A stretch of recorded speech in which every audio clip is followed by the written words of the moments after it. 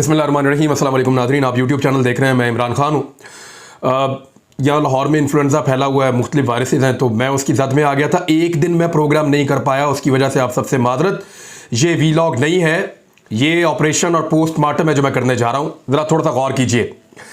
सबसे पहले तो मैं आपको बताऊँ कि बाप बेटा बाइज़्ज़त बरी हो गए हैं। बाइज़्ज़त का लफ्ज़ वैसे इजाफी है, यहाँ पर खाली बरी हो गए हैं।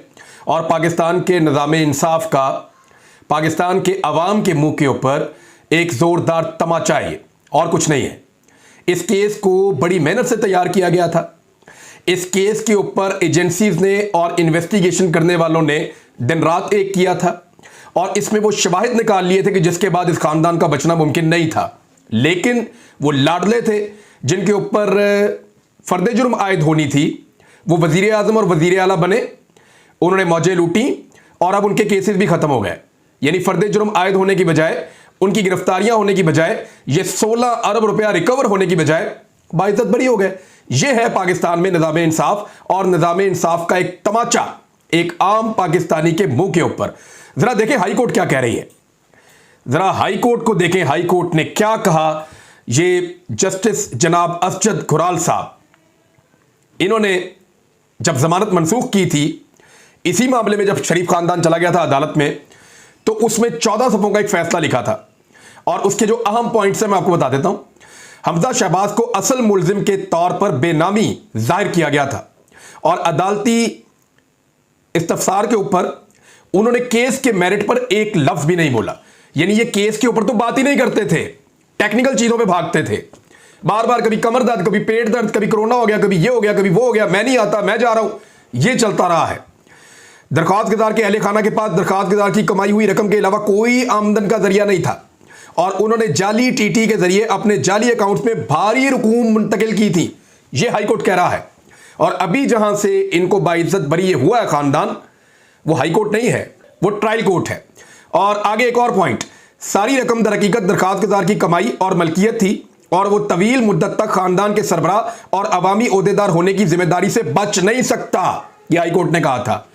यहां यह बताना जरूरी है कि यह मुनज़्ज़म जराइम की क्लासिकल मिसाल होने के नाते मोहम्मद मुश्ताक, यासिर मुश्ताक, शाहिद रफीक और आफ्ताब महमूद, इन्होंने बाकायदा वादा माफ गवाह बनने की इन्होंने दरखास्त की थी, जिसको कबूल किया गया था।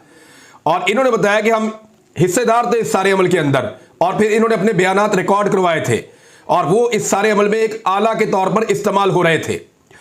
ये दरखास्त गुजार की जानिब से जबरदस्ती दलील दी गई कि हासिल करदा और हासिल किए गए तमाम असासे उसके सालाना इनकम टैक्स रिटर्न और FBR के दीगर दस्तावेजात में दिखाए गए हैं, और अगर टैक्स रिटर्न में कोई रकम या असासे मुख्तलिफ थे तो इस पर सिर्फ FBR वाहिद अदारा जो पूछ सकता है। उस पर भी बहाने कर रहे थे, और यह बाकायदा जज साहब ने मेंशन कर दिया था।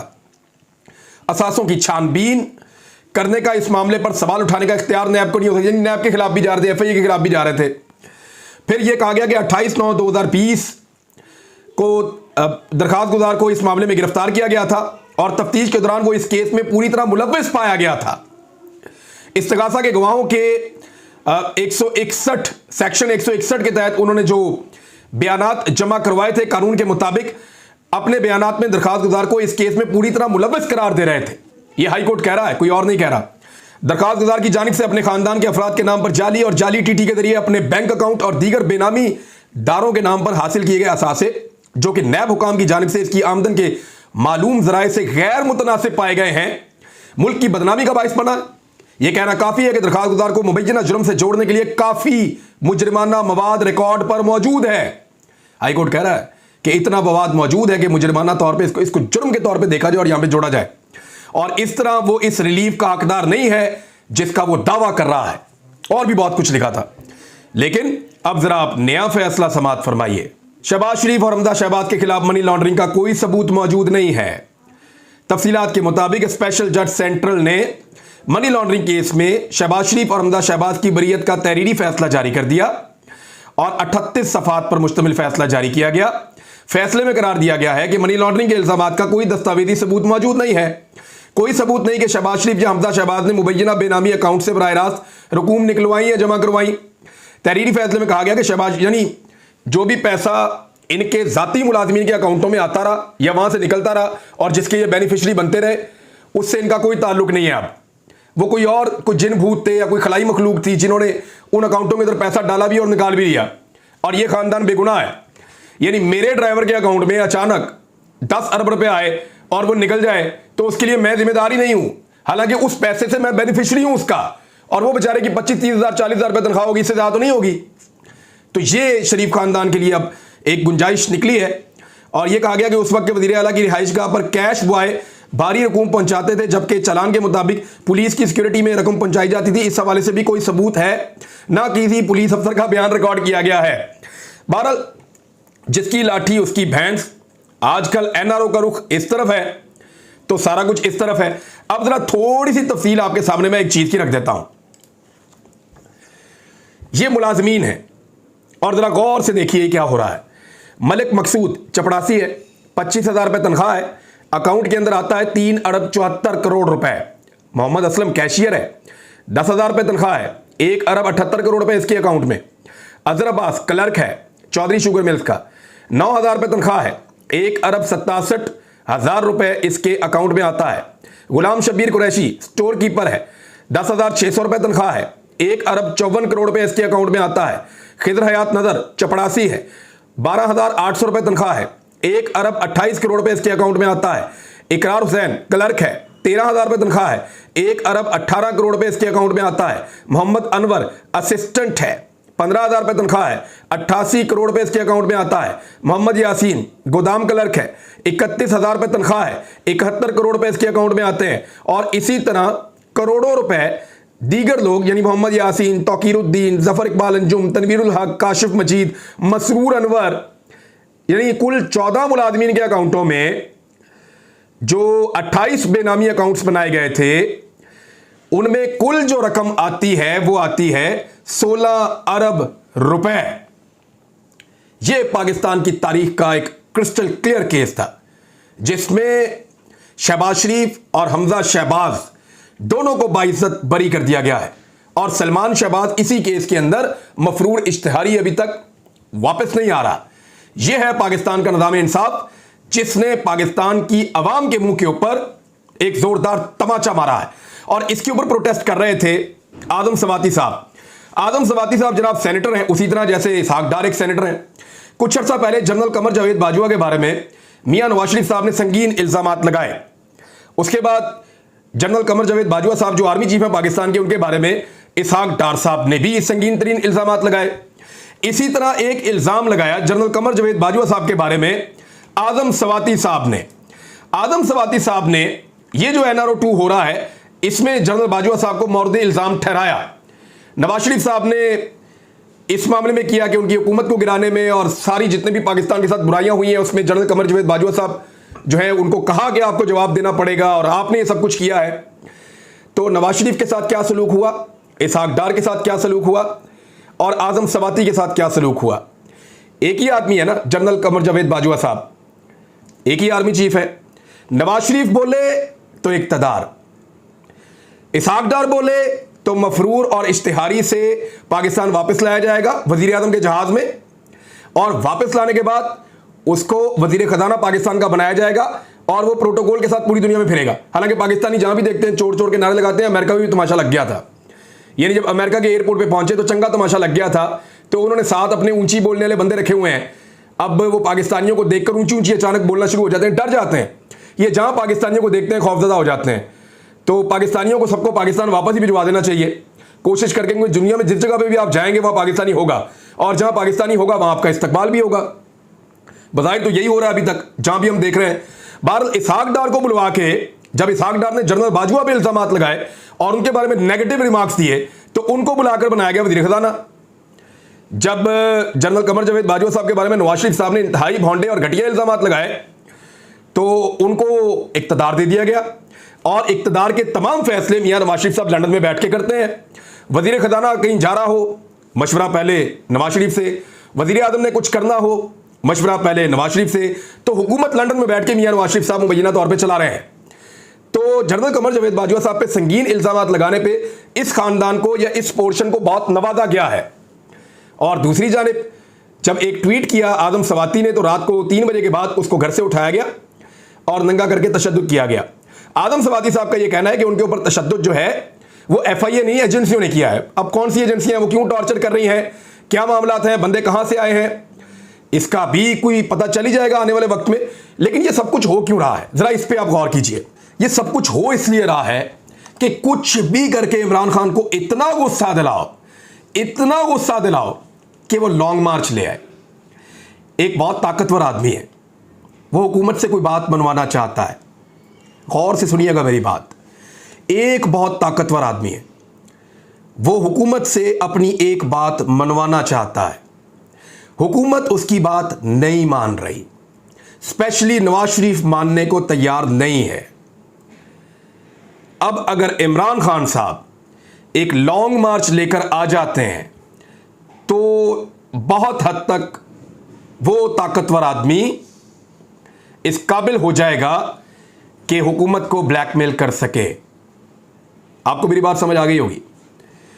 यानी ये हुकूमत जो है वो शायद नहीं चाहती कि इमरान खान लॉन्ग मार्च लेकर आए, या कुछ लोग हुकूमत की ये सोच रहे हैं तसादुम ही हो जाए, तसादुम के नतीजे में हमारी हुकूमत जाएगी, हम रोला डाल देंगे, हम तो पाकिस्तान को संभाल रहे थे, इमरान खान ने आगे संभालने नहीं दिया। लेकिन इमरान खान अगर अभी लॉन्ग मार्च लेकर आते हैं तो उनको बहुत कैलकुलेशन करके चलना पड़ेगा, बहुत कैलकुलेशन करके इसलिए चलना पड़ेगा कि ये ना हो कि कहीं इमरान खान साहब के लॉन्ग मार्च का फायदा कोई तीसरी कुव्वत उठा ले और वो जो चाहते हैं वो हो जाए, और इमरान खान साहब प्लेट में रख के उनको वो सारा कुछ दे दें, और हुकूमत जो बात नहीं मान रही हुकूमत को भी माननी पड़ जाए। बहुत मुमकिन है। अब इससे ज्यादा अगर मैं बोलूंगा तो समझ तो आपको वैसे ही आ गई, तो बोलने की जरूरत भी नहीं है।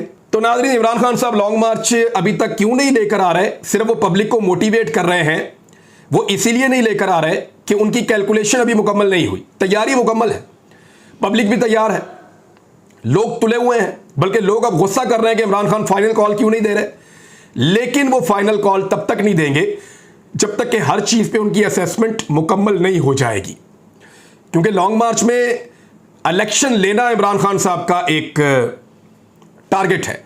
और अगर इस लॉन्ग मार्च में इलेक्शन इमरान खान साहब को ना मिले और किसी और को कुछ और मिल जाए तो फिर तो इमरान खान साहब को लॉन्ग मार्च नहीं करना चाहिए।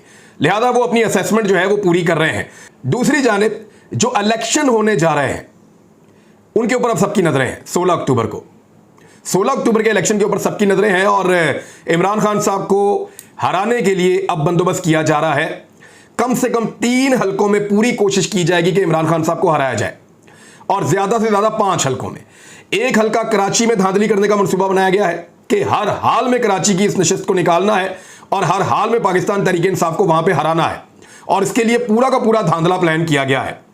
दूसरा, खैबर पख्तूनख्वा के एक हलके में इमरान खान साहब को हराने का मंसूबा बनाया गया है, और प्रोबेबली ये 4 सद्दा वाला हलका है। यहां से इतलात मौसूल हो रही हैं कि बेपनाह मकबूलियत के बावजूद इमरान खान साहब को हराने के लिए पूरा एक नेटवर्क बिछाया गया है, पूरा जाली वोटों का बंदोबस्त किया गया है, और कुछ भी करके वहां पे इमरान खान साहब को हराया जाएगा। और तीसरा जो हलका जिसके ऊपर सबकी नजरें हैं, वो कोशिश की जा रही है कि पंजाब का एक हलका, यानी एक में आबिद शेरनी का मुकाबला है और दूसरे में ननकाना के अंदर इमरान खान साहब का मुकाबला एक खातून कैंडिडेट से है। तो यहां पे इमरान खान साहब को हराने की कोशिश की जा रही है। आबिद शेरनी वाले हलके में सबका फोकस होगा, लिहाजा ननकाना में डकैती मारने की कोशिश की जाएगी, लेकिन सर्वे ये कह रहे हैं कि इमरान खान साहब भारी अक्सरियत से जीत रहे हैं। दूसरी जानिब गिलानी खानदान ने इतनी कुर्बानियां दी हैं, इतना जोर लगाया है एस्टेब्लिशमेंट के लिए, और हर चीज अपनी पेश कर दी है एस्टेब्लिशमेंट के लिए, तो गिलानी खानदान को ये इलेक्शन जितवाने की कोशिश की जाएगी, और वहां पे शाह महमूद कुरैशी साहब की बेटी को हरवाने का बंदोबस्त है। लेकिन ऐसा मुमकिन दिखाई नहीं दे रहा। वजह यह है कि पाकिस्तान तहरीक इंसाफ का जोर बहुत ज्यादा चल रहा है। इस इलेक्शन में धांधली का बहुत बड़ा मंसूबा है। अगर लोगों ने 17 जुलाई वाले इलेक्शन की तरह इलेक्शन लड़ा, ना सिर्फ वोट डाला बल्कि अपने वोट के ऊपर पहरा भी दिया, तो फिर पाकिस्तान तहरीक इंसाफ ये इलेक्शन जीत पाएगी, 9 के 9 कौमी असम्बली के इलेक्शन। और अगर पाकिस्तान तहरीक इंसाफ के वर्कर सिर्फ वोट डाल के घर चले गए और उन्होंने अपने वोटों पर पहरा ना दिया, तो फिर वो वाला गेम हो जाएगा जो पाकिस्तान में हमेशा होता रहा है। और ये एक बहुत बड़ा टेस्ट है पाकिस्तान तहरीक इंसाफ का। और इसी के ऊपर मौलाना फजलुर रहमान साहब का फरमाना है कि 9 हलकों से इमरान खान साहब का इलेक्शन लड़ना कौम के साथ मजाक है। तो फजलुर रहमान साहब, आप भी इस मजाक में शामिल हो जाएं, आ जाएं, लड़ लेते एक हलके में इमरान खान के खिलाफ इलेक्शन। पाकिस्तान की सारी पॉलिटिकल पार्टीज के अंदर किसी एक के अंदर यह जुर्रत नहीं है। कोई एक ऐसा मर्द का बच्चा नहीं निकला जो लीडर खुद आता और इमरान खान के मुकाबले में इलेक्शन लड़ता। आप देख लें, पीपल्स पार्टी का कोई लीडरशिप नहीं आई। आप देख लें, पीएमएलएन की कोई लीडरशिप नहीं आई। आप देख लें, फजलुर रहमान साहब नहीं आए। आप देख लें, असफंद यार वली नहीं आए। आप देख लें, किसी एक पॉलिटिकल पार्टी का लीडर खुद इलेक्शन लड़ने इमरान खान के मुकाबले में नहीं आया, क्योंकि वो जानते हैं कि पब्लिक उनसे नाराज है और पब्लिक ये कब्जा छुड़वा लेगी, उनको ये लगता है। और ऐसा बहुत करीब आता चला जा रहा है। फ्रस्ट्रेशन और गुस्सा वो ये बता रहा है कि साहब गेम आपके हाथ से निकल रही है। जितना मर्जी गुस्सा कीजिए, वैसे इतना गुस्सा तो परवेज़ मुशर्रफ को भी नहीं आता था जितना गुस्सा आपको आता है। अब तक के लिए इतना ही। अपना ख्याल रखिएगा, अपने इस चैनल का भी। अल्लाह हाफिज़।